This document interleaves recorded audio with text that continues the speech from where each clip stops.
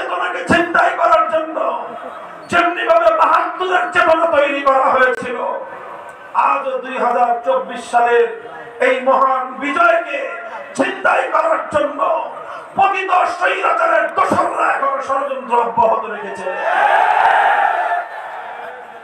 বলে যে সীমান্তের আশেপাশে আছে, চট করে ঢুকে পড়তে চায়।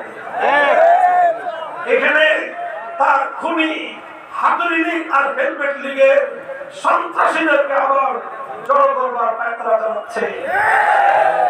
আমি আগস্টের বিপ্লবী বাংলার তৌহিদি জনতাকে বলতে চাই, এই পতিত দেশ বিরোধী ষড়যন্ত্রকারী চক্রান্তকে যে কোনো মূল্যে রুখে দিতে হবে।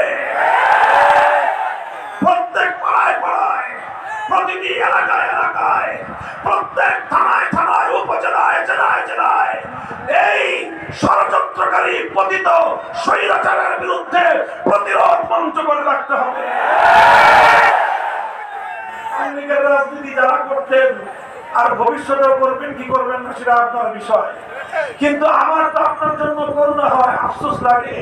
আগামী দিনে বাংলাদেশের মানুষের সামনে কোন মুখে আপনারা কথা বলবেন? আপনারাও তো নেত্রীর সুরে সুর মিলিয়ে বলেছিলেন বঙ্গবন্ধুর কন্যা শেখ হাসিনা পালায় না। এখন আমি আপনাদের কাছে জানতে চাই, শেখ হাসিনা পালাইছে না পালায় না?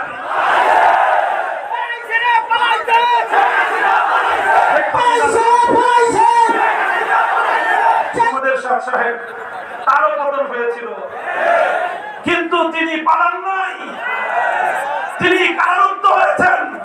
৫ বছর কারাগারে থেকেছেন, নেতা কর্মীদেরকে এতিম ফালায় দেশ ছেড়ে পালান না।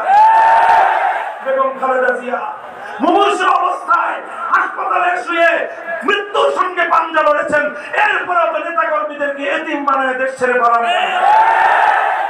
এবার শেখ হাসিনাকে তার সময়ের রাজনীতিবিদ এরশাদ এবং খালেদা জিয়ার সঙ্গে তুলনা করে আওয়ামী লীগের মধ্যে যে একজন মানুষ বিবেকবান থাকেন আপনার নেত্রীর ব্যাপারে আপনি সিদ্ধান্ত দিয়েছেন। এই নেত্রীর পিছনে যারা রাজনীতি করেছেন আপনার রাজনৈতিক জীবনটাই ব্যর্থ। এমন কাপুরুষ, এমন ভীরু, নিজের স্বার্থ ছাড়া কিছুই বুঝে না। যেদিন বিদায় নিয়েছে ওই দিন দুপুর বেলায় যারা গণভবনে গিয়েছে, যে দেখে 12 পদের খাবার রান্না করা, 16টা লাগেজ দিয়ে নিজের বোনটাকে বগলে দেওয়া করে হেলিকপ্টারে করে নরেন্দ্র মোদীর ঘরে গিয়ে নামছে। একবারও তো হাজার হাজার আওয়ামী লীগের নেতা কর্মীর কথা চিন্তা করে নাই। চিন্তা করছিল ওরা মরে মরুক, আমি আর আমার প্রধান ভাগি। এইরকম স্বার্থপর একজন মানুষ কোন একটা দেশের প্রধানমন্ত্রী তো দূরের কথা, একটা দলের নেত্রী হওয়ার যোগ্যতা রাখে না। এখন ষড়যন্ত্র করে আবার বাংলাদেশ অস্থিতিশীলতা সৃষ্টি করার চেষ্টা করতে পারে। যে কোনো অস্থিতিশীলতার বিরুদ্ধে আমরা আমাদের শিশাটারাই মজবুত ঐক্য ধরে রাখবো ইনশাআল্লাহ। আমরা যদি ঐক্যবদ্ধ থাকি ইনশাআল্লাহ জিতে যাবে বাংলাদেশ, ষড়যন্ত্র সব হেরে যাবে ইনশাআল্লাহ।